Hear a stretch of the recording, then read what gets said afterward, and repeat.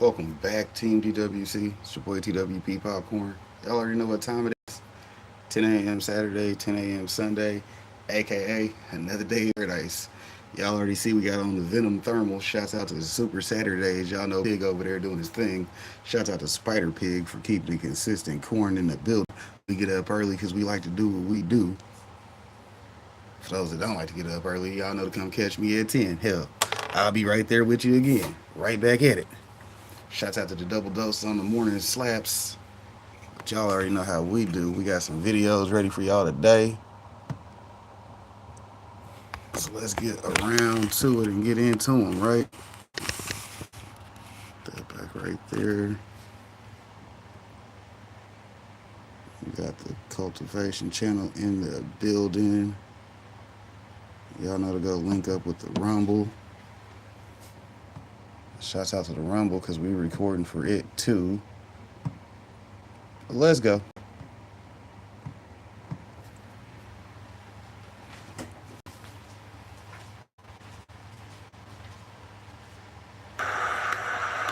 Pick a string, whatever you want. You can get indica sativa, never rolling plain Jane. I know some people, if you want drop 50, we ain't gon' cop any. Little mama got plenty, so many strain, puffin' the flame, nothing but dro. One for the brain, one for the one for the soul. Running with strange, keeping the party under control. Up, away, flying, how far are we gonna go? Smoke team in the building, got 'em is what the deal is. Recognize coming with Burns, Felix, fulfilling County boy, got the liquor. Casso was on the fader, Stevie came with the greenery, mixing multiple whatever you want, homie. Tell me when to say when. How about you and your friends? Come get with me and my friends and keep it real with me, girl. I don't want to pretend like this is a new thing. Really, that's what it's been like.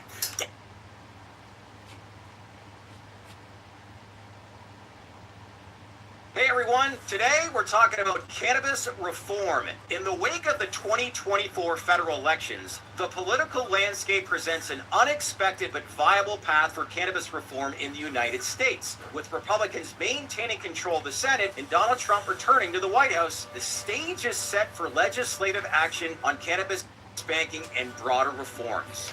One key piece of legislation on the table is the Safe Banking Act, which we know would allow cannabis businesses to access traditional financial services. Historically, this bipartisan bill has struggled in the Senate, but the new political climate changed that. With increasing public support for cannabis reform across party lines, Republicans may see this as an opportunity to address economic concerns while appealing to younger and independent voters. Senate leadership could position the Safe Banking Act as jobs so you can go ahead and do some networking while you're in here, framing it as a way to protect small businesses in states where cannabis is legal. Also, an interesting one, the appointment of Pam Bondi as Attorney General. She adds another dynamic. Known for her pragmatic approach to enforcement, Bondi could help shift the narrative around cannabis from a criminal issue to an economic and health-focused one. By emphasizing the public safety benefits of regulating cannabis banking, such as reducing cash-related crimes, Bondi can rally conservatives to support the bill.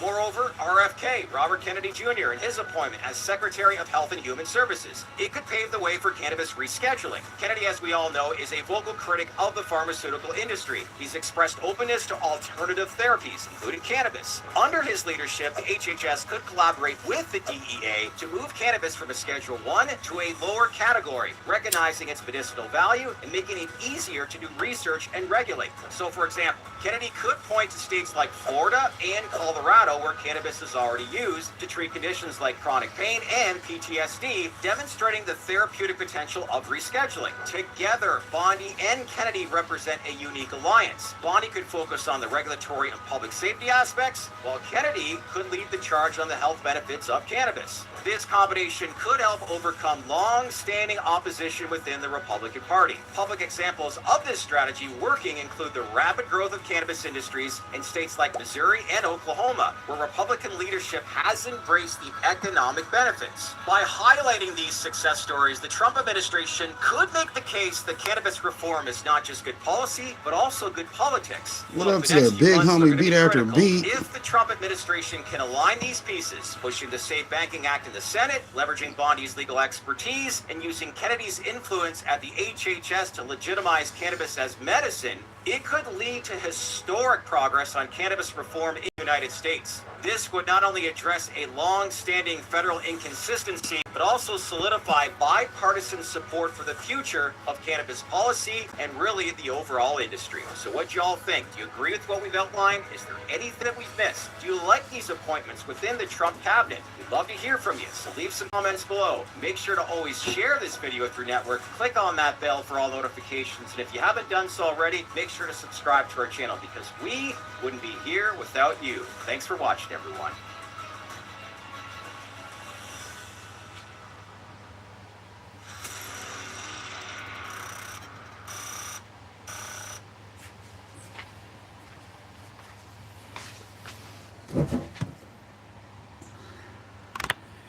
Alright, so before we get back into that, y'all already know we got to show y'all what's going on with the ladies in the tent. Y'all know we got this auto army that we started running for Bear Miller. Shouts out to Bear Miller, aka Big Homie Triple B Farms, aka Senna Odin Seed Company. Y'all see they in here doing their thing? Yeah. There's that one. Shouts out to the big homie DJ Is. Y'all know he's sliding through. We got them in here doing their thing. They looking good. You see what they're doing. Some roots coming through the bottom. Yeah, that one. They got a nice little root zone to it. You're not showing nothing, but you know you're growing good. So, hey, do your thing, do your thing.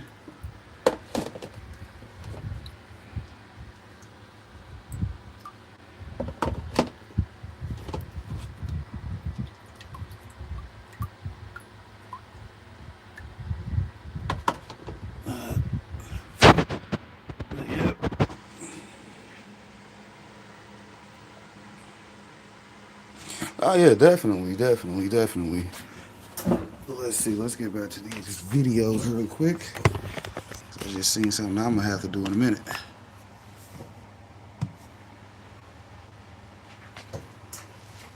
Shout out to Google Bean Co. because I don't know if people who are watching are noticing, but Google Bean Co. is carving the land, and it's a good one. It's a good way to put yourself in front of people. Everything that's going on, I really like it. I like Giggles. Giggles is cool. She's a great person. Her and Pam are just really good people.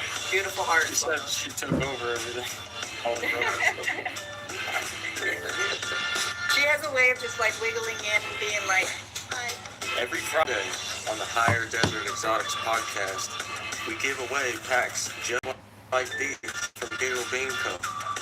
So if you'd like a chance to win, like some of our lucky winners, then come check us out at 6 on Fridays, Mountain Standard Time, for your chance.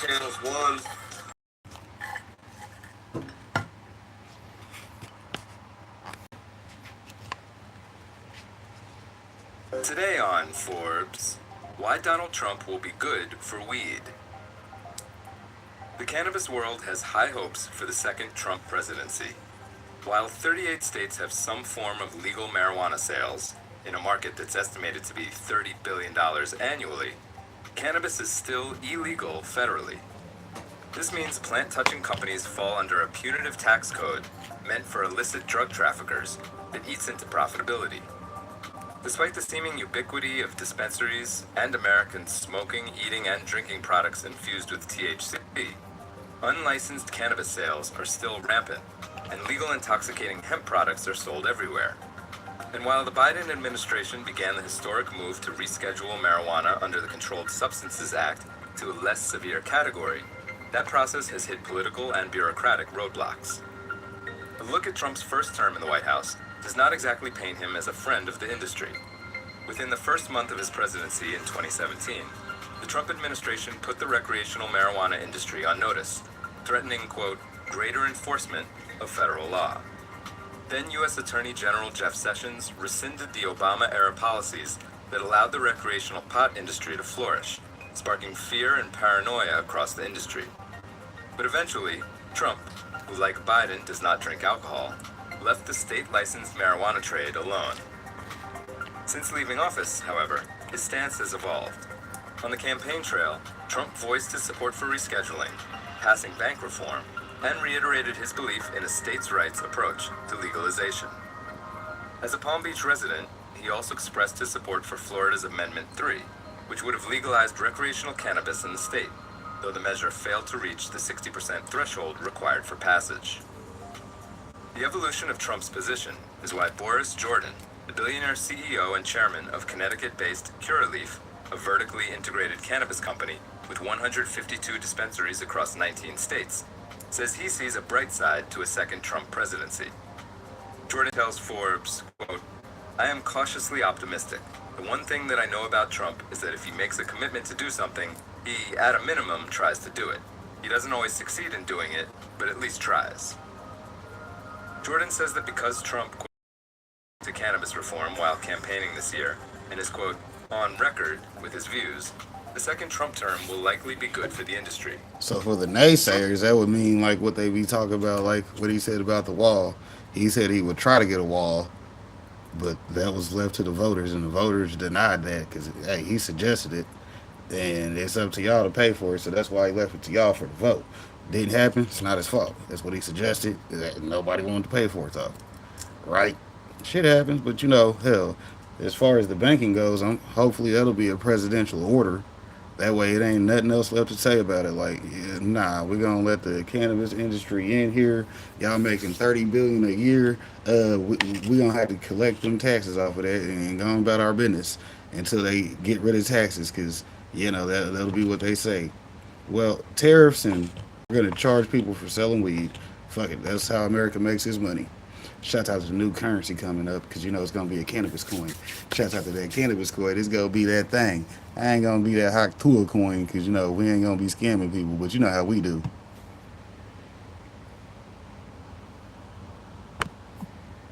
Jordan may also be one of the few Americans who is, quote, disappointed that former Representative Matt Gaetz, who was pro-cannabis but was dogged by allegations of sexual misconduct, withdrew his nomination for U.S. Attorney General. Jordan says, quote, "That's a big loss for us. I think we would have gotten even more than we wanted, and even faster if he became the Attorney General." After Gaetz withdrew his nomination, Trump nominated Pam Bondi, the former Attorney General of Florida, to lead the Justice Department. During her tenure as Florida Attorney General, Bondi opposed the legalization of medical marijuana. The Sunshine State is now the country's largest medical cannabis market, with more than $2 billion in annual sales. While Robert F. Kennedy Jr. has been nominated for Secretary of the U.S. Department of Health and Human Services and is known for supporting legalization, Trump nominated Marty Makary, a surgeon and author, to lead the FDA. Makary has warned that marijuana is a gateway drug and not as safe as people think. But Jordan believes that, quote, "as long as it's a person who is going to do what Trump tells them to do, I think we should be in good shape."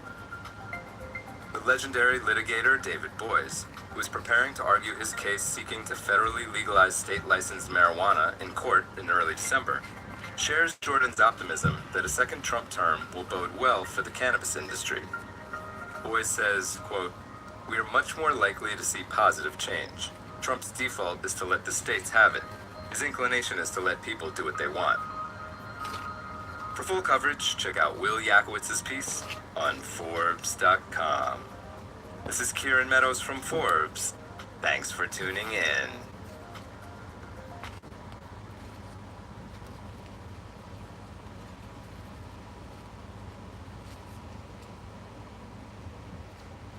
All right, homie, I'll catch you later.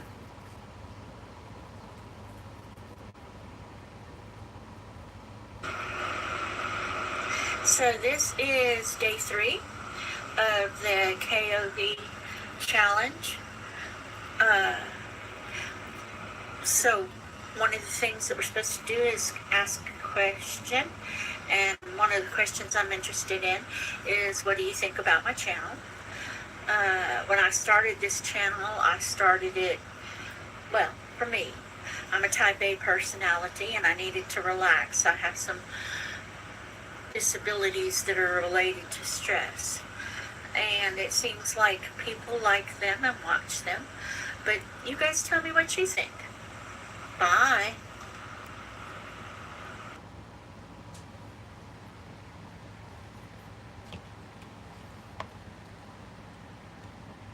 Many states are going forward, progress, to new things, new heights. Texas wants to go backwards, and I'm not just talking about abortion law and same-sex marriage, although they do. I am talking about THC, cannabis, pot. They're talking about marijuana, grass. You guys know the stuff I'm talking about. Lieutenant Governor of Texas, Dan Patrick, in his infinite wisdom, has a new idea. Ban all THC products. There's a report from Fox San Antonio. Lieutenant Governor Dan Patrick has announced he's launching a major legislative initiative to ban all THC being sold in Texas. This would ban every form of consumable THC, which is the psychoactive chemical in marijuana, from being sold in Texas. Patrick says these products are popping up in communities across the state.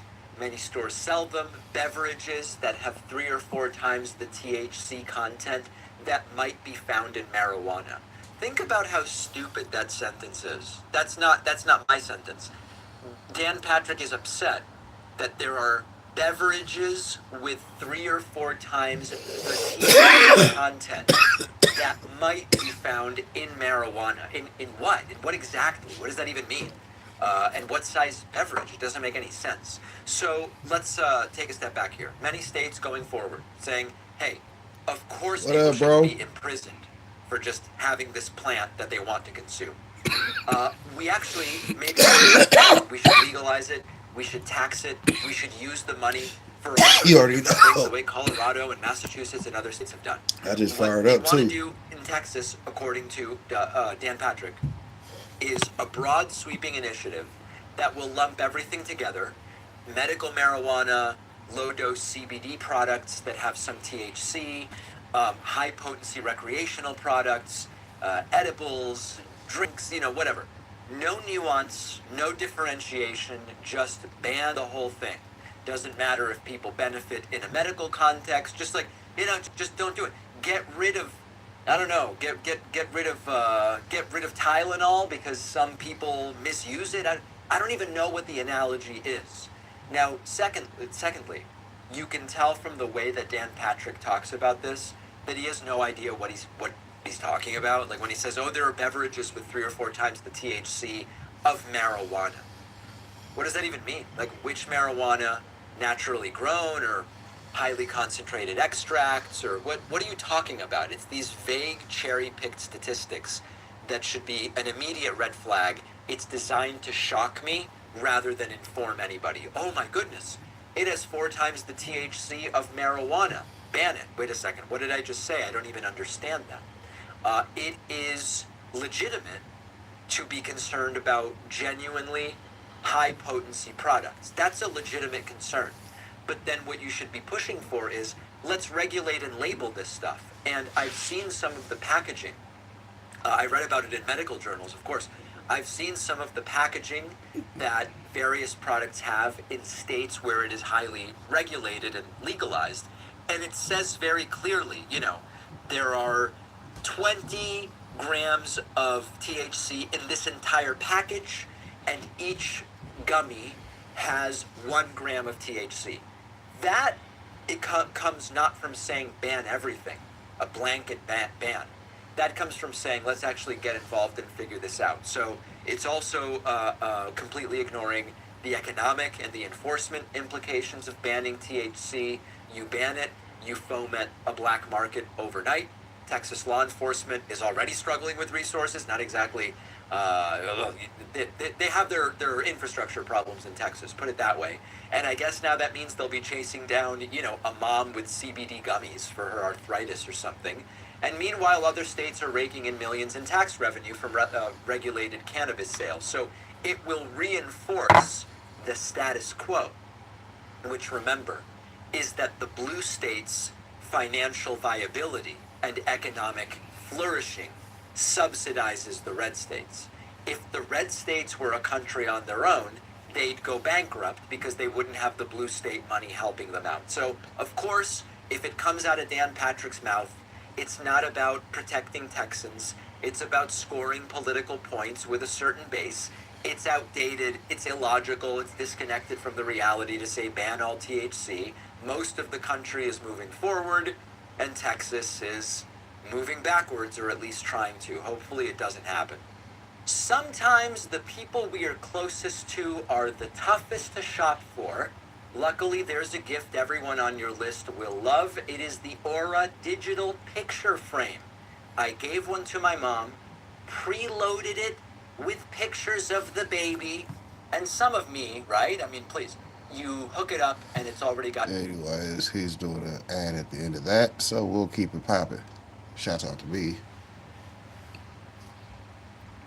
So if you put the smart water in your head, you're going to be smart too. Like, oh my God, thank my damn parents' souls. Hello?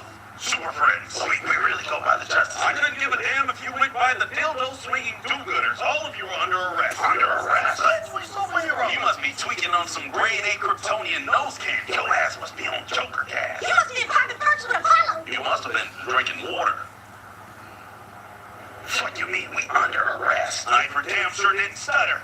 I spent 11 years in speech therapy. All of you are under arrest because we've got multiple reports of you being at Diddy parties. That's bullshit. I've never gone to a Diddy party. What the fuck I like being at a Diddy party when I'm supposed to be protecting cops? How the hell am I get flued out when I can fly? Bitch, I'm already with God. Why would I go to a fucking Diddy party? For real. Right now, somebody's in Gotham parking in a handicap spot without a permit. Flash that, let this bitch ass know. They need their ass beat, so I don't got time to be popping. Nobody don't pop bottles. They pop motherfuckers out of the... Which parent are you? In the bustling city of Nutriville, a group of extraordinary individuals has emerged, known far and wide as the Superfood Parents. They are on a mission to transform their families' lives through the power of nutrition, one delicious bite at a time. Meet Chef Lakita Marie, the culinary mastermind behind the Superfood Parents playbook. With boundless enthusiasm, she welcomes you to embark on a thrilling journey to becoming a true superfood hero. But what exactly does that mean? In Nutriville, superfood parents are everyday heroes. These superfood parents lead the charge for better health, but not with cakes. They lead with carrots and whole food fats like avocados. And instead of masks, they lead with mangoes and berries. Fruits and vegetables are the disease-destroying arsenal of heroes. Are you a disease destroyer superhero for your loved ones? Fruits and veggies fuel the mission of heroes like Veggie Vixen. Are you a Veggie Vixen for your loved ones? Dedicated to ensuring their loved ones thrive on a diet rich in faves, fruits and vegetables. Here's your mission, should you choose to accept it. Is to guide your family to superhero status by reaching the highest levels of health and wellness daily. Become a plant-powered titan, a superfood avenger, or even a face crusader by earning rewards for every fruit or vegetable eaten. It's a fun-filled plus where nutrition meets excitement. All of the digital details are at superfoodparents.com for the full experience. Superfood Parents has also created workbooks, where you'll discover the tools you need for success. These workbooks give you the heroic strategies to craft your grocery list like a superhero, which means you now have a playbook to even track your weekly meals like a true champion. And engage in mind-bending nutritional education with word searches that will keep your family entertained and informed. So, are you ready to join the ranks of the Superfood Parents? Are you prepared to unleash the power of faith and make every meal a heroic endeavor? If so, flip the page of the Superfood Playbook and let's begin your journey to becoming the ultimate superfood hero. To become a sponsor, just visit superfoodparents.com.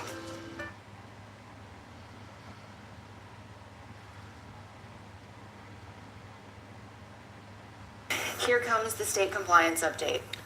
Let's talk about the biggest changes across the United States affecting cannabis and hemp for the last 60 days.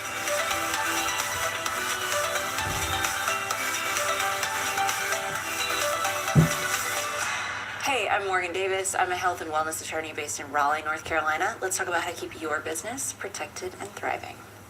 So one of the biggest needs in the hemp and cannabis industry is to understand the constantly changing patchwork quilt of laws and regulations on a state-by-state basis. Non-compliance is no longer an option, right? Like, enforcement is real. People are getting arrested, people are getting their products confiscated, people are getting fined for not complying with state regulations. So if you're a business owner who wants to take your hemp product, your federally legal hemp product, and put it all over the United States, how do you know where you can send it and where you can't send it? Well, in an attempt to sort of help with that, I'm now doing a monthly compliance update based on the biggest changes that have occurred in the last 60 days affecting the hemp and cannabis industry. Let's take a look at this month. So as of November 14th, 2024, which is the day I'm recording this, these are the biggest updates from the last 30 to 60 days. Let's start with everybody's favorite state, California. If you remember the last time we talked about California, Governor Newsom had just enacted an emergency regulation with the Department of Health and Human Services, or the equivalent. I think it's the California Department of Public Health, banning basically all hemp products, all intoxicating hemp products, any that contain any type of THC, across the state of California. An injunction was filed to try and pull that back. The injunction was denied. The judge found basically that the claimants failed to show that there was an emergency need for an injunction. It's a very high burden. So that request will continue through, but it's not really going to be addressed anytime soon. And this ban stays in effect at least until March, during which period they can bring on new regulations to regulate the entire industry. They could extend the emergency regulations. We'll see what happens. So, but for right now, the state of California is off limits. New Jersey.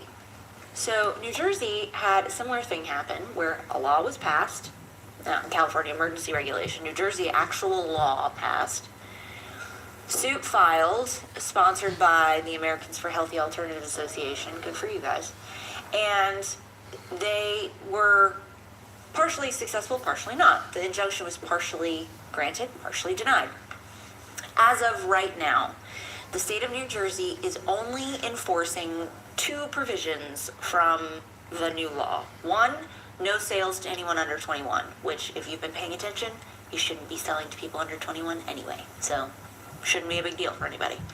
Two, no synthetics. Now here's the kicker. They are defining synthetics pretty broadly. Take a look at the language, but it's potentially going to really kill this industry for Delta 8, Delta 10, HAC, basically anything other than Delta 9. So pay special attention to that. Enforcement is starting now. It looks like it's mostly starting at the retail level. So I don't believe distributors, manufacturers are going to see much of that as of right now. This enforcement is being enacted by the New Jersey Cannabis Regulatory Commission, or the CRC. They don't have a huge amount of resources, so it may stay at the retail level. But CRC. what should be clear is that at some point they're going to circle back on this, guys, and try and figure out how to make that whole law work, which could be quite detrimental to the entirety of the hemp industry in New Jersey. Ohio legislatures have proposed yet another potential ban, though this one apparently has legs, that will ban almost all hemp products in the state of Ohio. It would only allow products containing 0.5 milligrams Delta 9 THC or up to 2 milligrams of Delta 9 THC per container. Anything containing any other type of THC, aka Delta 8 THC or any of the others, would only be allowed 0.5 milligrams for the container. So very, very low milligram caps that will again kill most of the industry in Ohio. Definitely kill off THCA flower, most synthetics, and honestly, pretty much all products. And there's no carve out for beverage, so there's no option like we've seen in Connecticut or other places where you can have one beverage with 2 milligrams of THC in it. It's 0.5 milligrams per serving, period. Missouri. So good news in September. Missouri lifted the ban, right? There was an emergency regulation similar to California trying to ban it. The governor tried to do it, then that was pushed back by the AG, So then they took it back and everything seemed fine. But now they're trying to introduce and pass administrative regulations, which would essentially do the same thing. So apparently we're going to try and skin the cat yet again. Stay tuned. We'll see how effective that is. Texas. Trouble is a brewing in the state of Texas. Texas is a huge state for the hemp industry and very permissive at this moment. However, in the vein of, I think, trying to bring in adult use and expand the medical market in Texas, Texas legislators are, and the lieutenant governor, are trying to rein in the hemp industry. So the lieutenant governor and the Texas legislature comes back in beginning in January, I believe. Lieutenant governor has already sent over their list of their regulatory agenda priorities for next year. A ban on Delta 8 is on that list. In addition to that, a Senator Charles Perry is seeking to ban basically all hemp products, all intoxicating hemp products throughout the state of Texas. I think that's going to be a very, very big uphill battle. I could be wrong, but hemp is a massive industry in the state of Texas. So hopefully the Texas hemp industry is getting itself together and geared up for a big fight, because it looks like one's coming. Illinois has recently issued new regulations under the Department of Agriculture just in the last week. I believe November 11th, in fact, so 3 days ago. Now, on the face, the regulations look to just seem to be adding in some regulations for universities that are have hemp programs. However, it's my understanding that, in fact, the regulations allow law and Department of Agriculture representatives to go into any retail or any seller of hemp products throughout the state of Illinois and demand testing. And that testing can be identified as having to go to a certain place, which could be very costly to retailers. Is this a bad thing? Yes and no. If you are a retailer, you are probably not at this moment in the habit of spot testing your products and bearing the financial burden of sending your products off to be tested on a regular basis to see if they're compliant. You're simply relying on the products that are provided to you, whether through the distributor, wholesaler, manufacturer, whoever you're ordering from, and the COAs they provide you as, hey, legal, right? All I'm doing is selling them, not my problem. Well, if this goes through, it is your problem. So pay special attention to that. We'll be addressing it next month. Let's see if those regulations go through. Right now, they have been paused for comment. So stay tuned. Florida has new administrative regulations pending, which are super fun. One gets rid of all color additives in hemp products, including natural color additives, if they are used solely for color. If you have a product in your formulation for your hemp product that is colored but is in fact for flavor, then that is exempt from these regulations. But let's say you're using fruit juice or vegetable juice to color your hemp gummies. If these regulations pass, you will no longer be able to do that. So Florida's regulated medical market only allows for colorless gummies. Ew. That may end up being what happens in the hemp market, which would be really gross and not attractive to anyone. But at least there's the carve out for if you're using it in your formulation, and it's not just for color.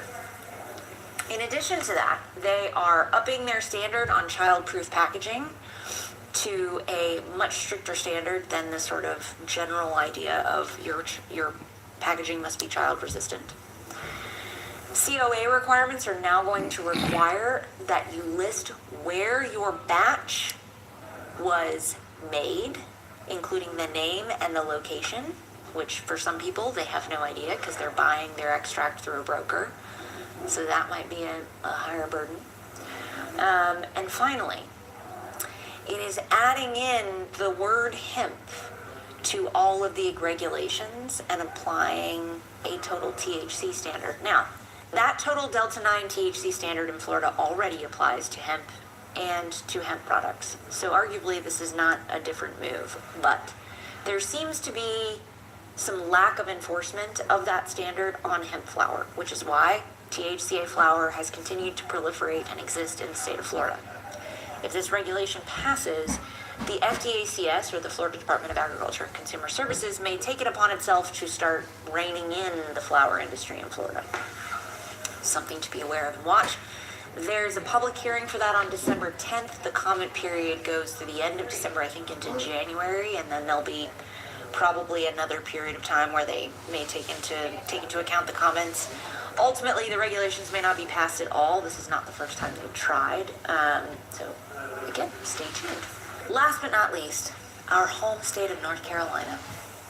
So there have not been any regulatory changes in North Carolina, but good golly, have there been a lot of raids and a lot of people arrested and a lot of products seized and a lot of money seized. Here's the thing to understand. In the state of North Carolina, there is a group of sheriffs who are now working with the DEA's office, and especially on the east coast of North Carolina, to raid mostly hemp retailers, couple distributors, one manufacturer, and they're working with DEA, and here's the real part that super stinks about that. When the DEA comes in, they seize all the money, all your stuff, and they'll hold it, and they'll seize all your bank accounts. Even if it's not just, they'll take your personal bank accounts, your business accounts, everything. They will take everything. They will literally take the art off your walls, right? Common practice in the federal government. And whether or not you get charged federally, let's say you don't even get charged.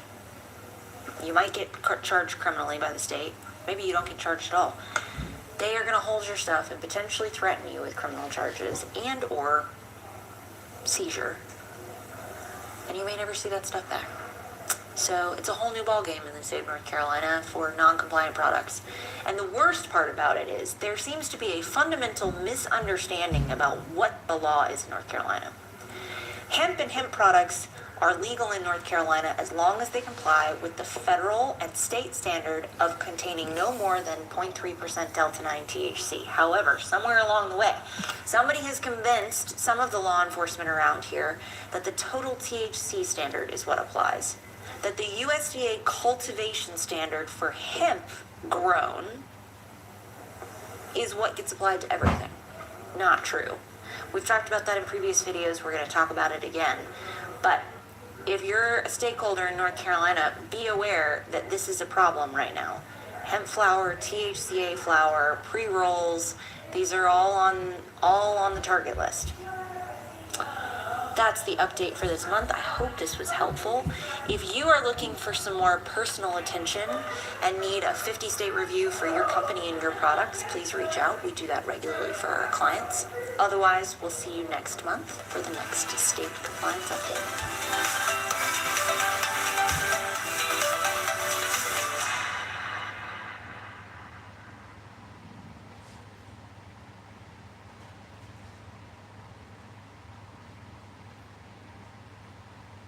Hey everyone, welcome to today's Cannabis Reform segment on why Safe Banking Act for the cannabis industry is unlikely to pass during lame duck session, something many investors in the cannabis space really don't want to hear. We'll break down the reasons behind the delays, the role of Senate Majority Leader Chuck Schumer, and the implications for the cannabis industry and investors. We'll also touch on the potential impact of the Trump administration on cannabis policy.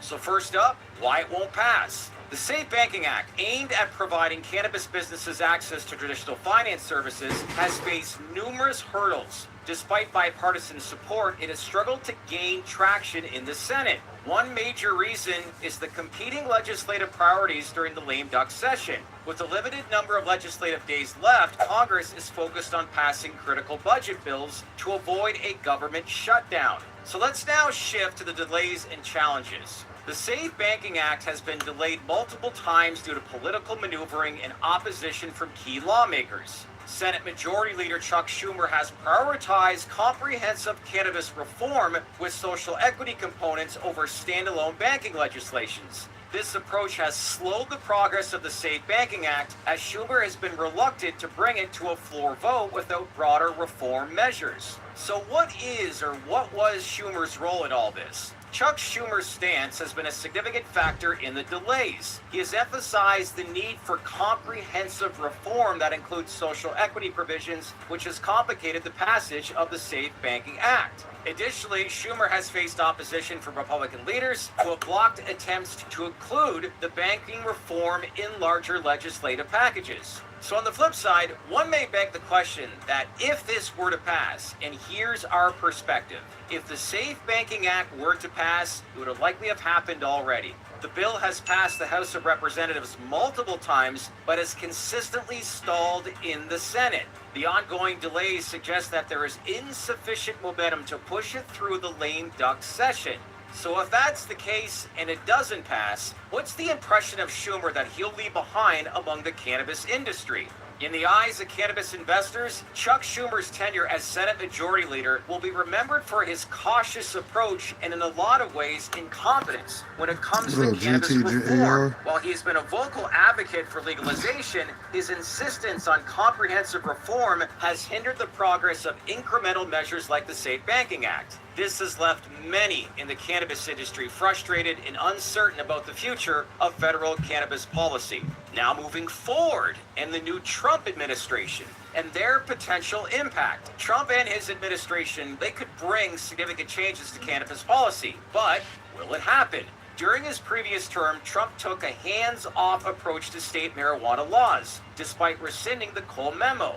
Recently, Trump has shown more support for cannabis reform, including endorsing Florida's Amendment 3 and backing federal rescheduling efforts. If Trump prioritizes cannabis reform in his second term, we could see progress on issues like banking and rescheduling as mentioned in previous episodes, which, as we know, would be a long overdue change for this industry. In conclusion, here at TDR, we believe the Safe Banking Act is unlikely to pass during the lame duck session due to competing legislative priorities, delays caused by political maneuvering, and opposition from key lawmakers. Chuck Schumer's focus on comprehensive reform has further complicated the bill's progress. But as I said earlier, the Trump administration is evolving in their stance on cannabis and could bring significant changes in federal policy. As we move forward, the cannabis industry and investors will continue to watch this closely, hoping for more decisive action on cannabis banking reform in the future. One thing is for sure, many who follow this industry will be following the developments very closely.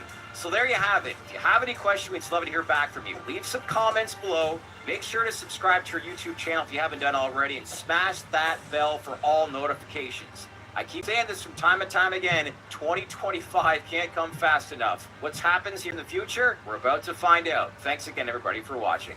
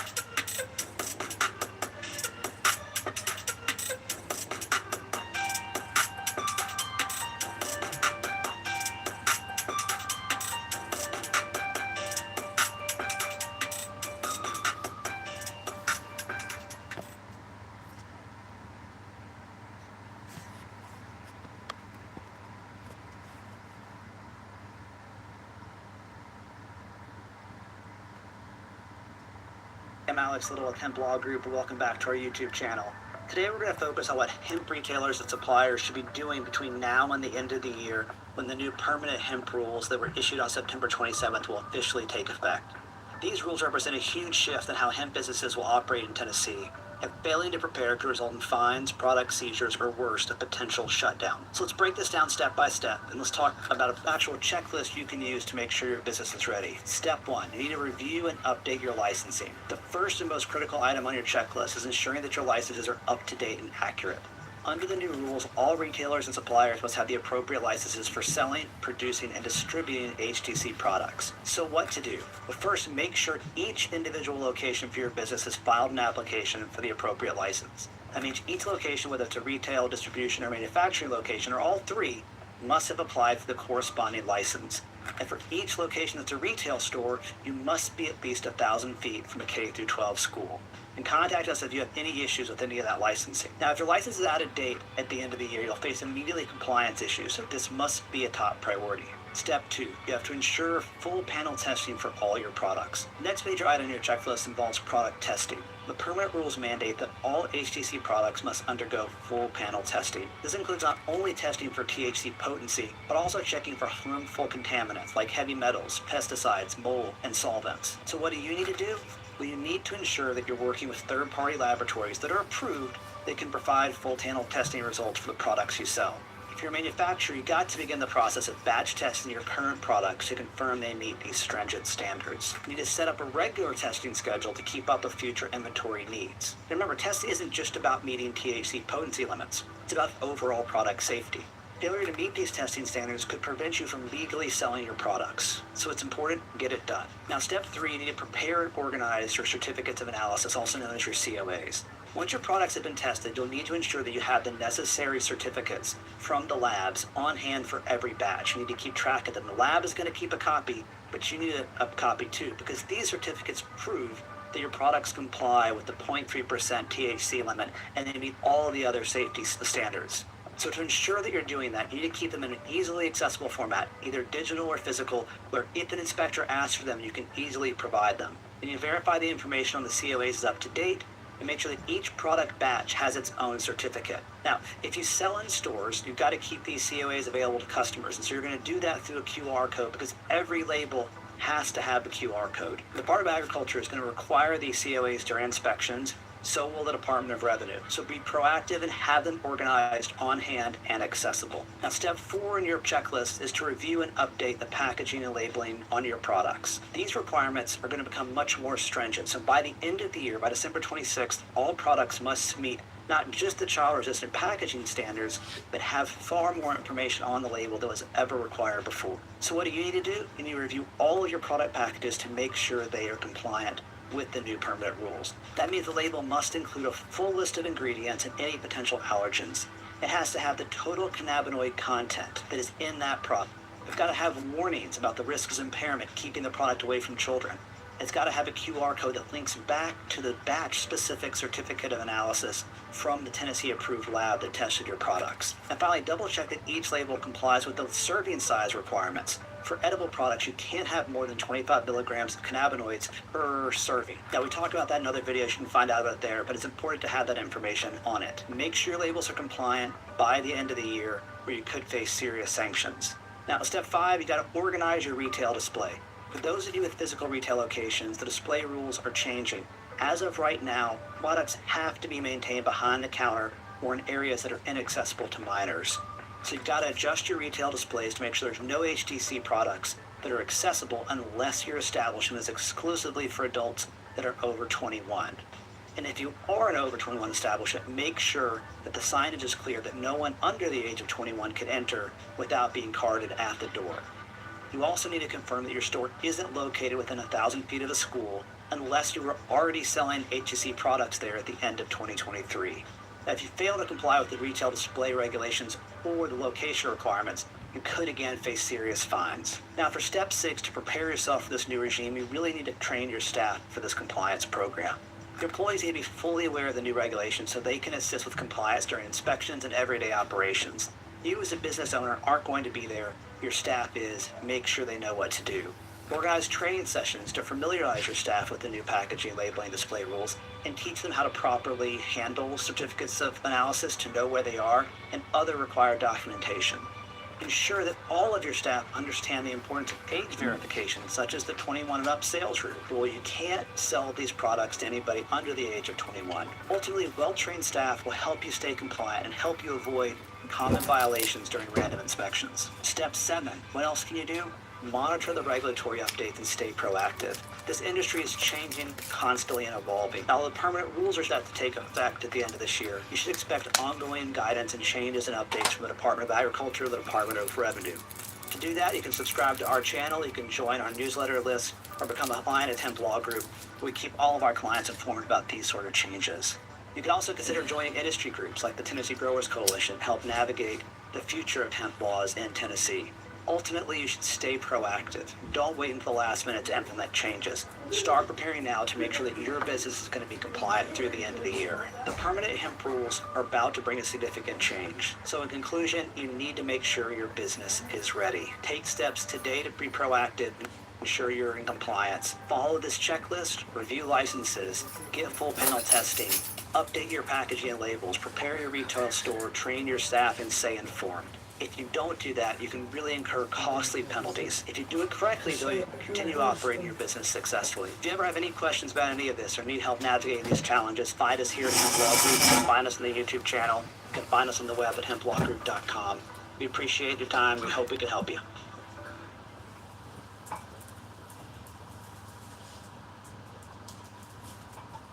To the channel. By the way, did you know that the U.S. government collects roughly $4.7 trillion in gross taxes? 2023, $4.7 trillion, of which, you know what percentage of those taxes is from tariffs that we get from other countries? You know what the number is?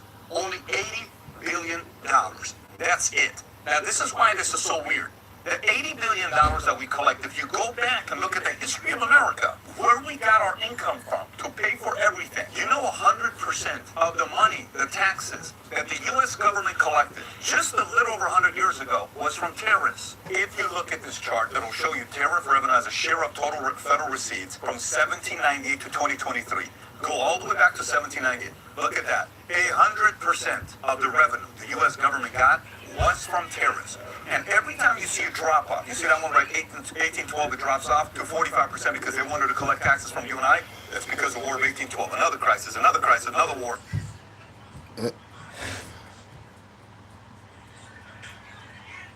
THCA Flower 101, the law and the reality.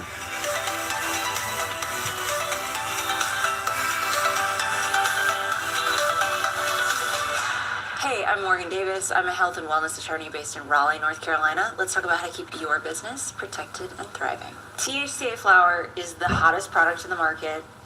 I get calls about it every week. I get lots of questions. It's extremely controversial. I mean, you guys comment and it's like, love it or hate it or die on a hill for it. I mean, so I thought I'd do an episode on what the law actually is and the reality of what's occurring in the market. Partially because I think there's some confusion. Also because in my home state of North Carolina recently, there's a very clear misunderstanding about what the law is, what THCA flower is, and whether or not it's illegal. People often refer to it as like a loophole that's being exploited. Let's go through it and you can decide whether or not you think it's a loophole. So, what is THCA flower? THCA flower is hemp flower, cannabis flower that's growing, that is high in THCA and low in delta-9 THC, which most flower is, right? When it's harvested. Now, the rules, ideally, in the law, what it would look like on a certificate of analysis is flower that comes at, somewhere between 15 and 30%, maybe higher THCA, very low delta-9 THC, and that's what it would be throughout. There's nothing wrong with that, right? That is, under federal law, that is hemp, as long as it comes at or under 0.3% delta-9 THC. Is it hemp? As I said, yes, depends. As long as it meets the federal limitation or a state limitation, if it's less than that, then it's hemp. Is it legal? Well, that depends on who you ask. Okay, at the federal level, the 2018 Farm Bill says it's hemp as long as it is no more than 0.3% Delta 9 THC, period. Now, the DEA has come out and tried to say that they believe that the total THC decarboxylation methodology is what needs to be used, and that therefore the total THC standard should apply, and therefore THCA flower is illegal. How you get to that conclusion? So, the total THC standard, or the decarboxylation methodology, basically says you take into account not just the Delta 9 THC, but also you add the Delta 9 THC concentration plus the THCA concentration times 0.877 to get what it would be after it's decarboxylated, or after you've smoked it, right? After you've heated it up. And that's how you reach whatever that number is.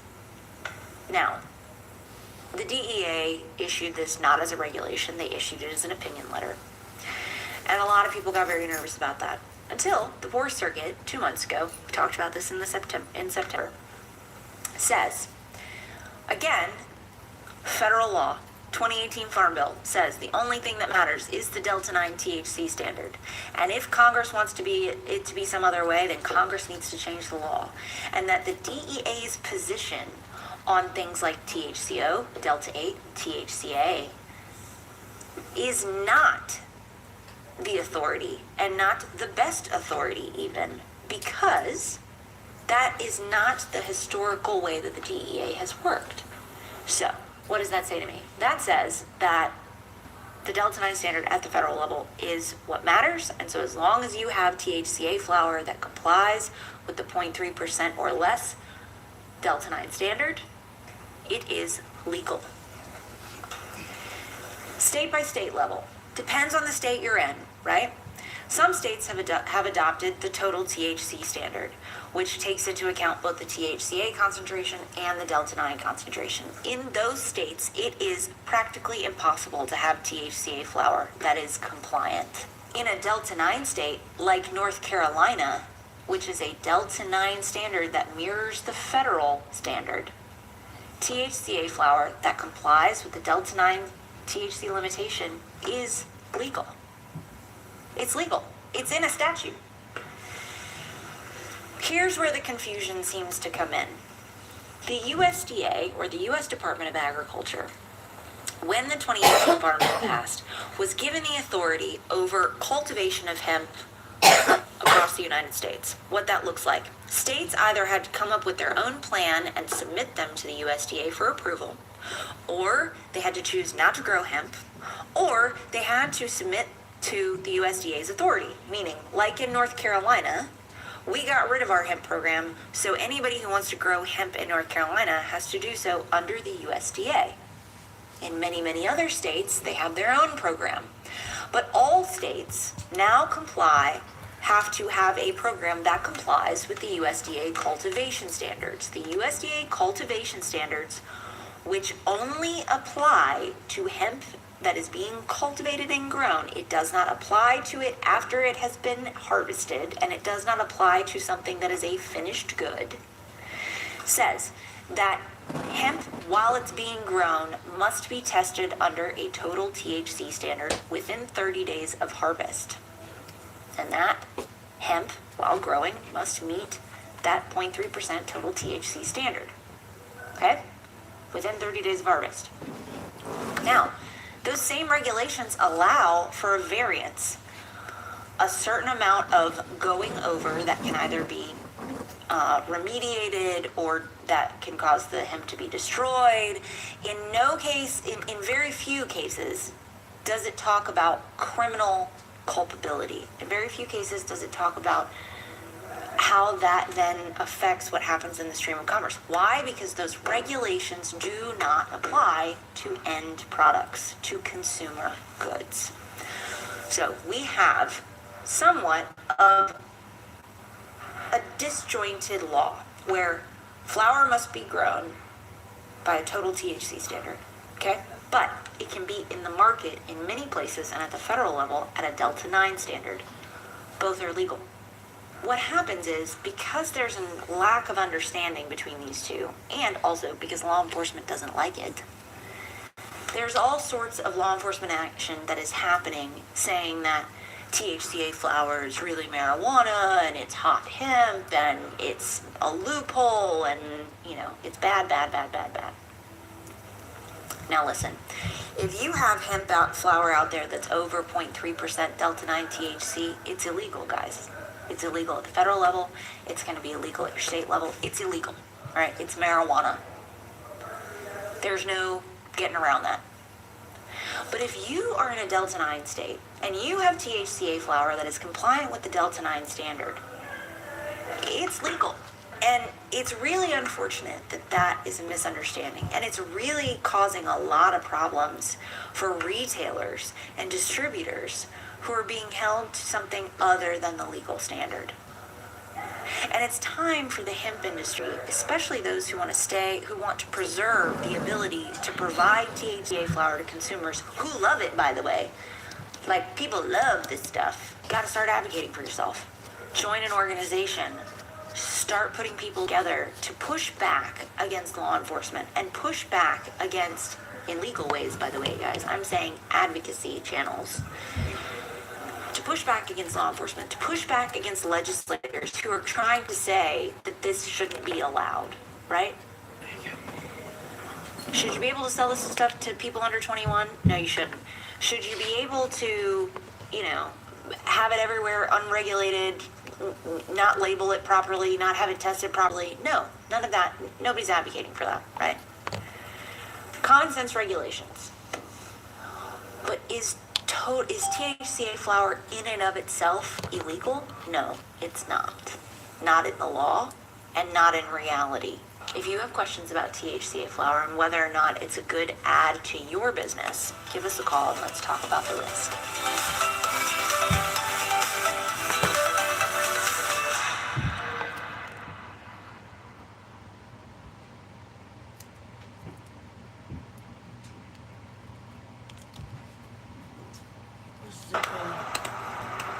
Give it gas when I'm getting competition, getting past, living fast, tripping, staying on track, never worry when I'm spinning. Fast, better get it back. Ride from a dog, alphabeted on us, you gon' get it back. Never split this pack. Whenever I witness cap, we ain't fucking with your fiction, facts, your conviction lacks. When I get up in my bag, I'ma spend, we ain't tripping off tax. Clipping this tag, working on my wish list, cooking this cake. Let me flip this stack. You a flash in the pan, while you relaxing, I can. My team in the pack, the sedan, putting tracks in the sand, pushing my craft to the fan, got the people all clapping their hands, putting cash in my brand, keeping my octane high, my graded premium, not 8-9 or 8-7, and when I run across state line, I'm 9-1, I gun it, clock great time when time come, disappearing in the dark horizon, way I cut turns, I'm as sharp as diamonds, got them on tilt like a car's alignment, this is raw refinement, not a hard assignment, I'ma give it gas, give it gas, bitch.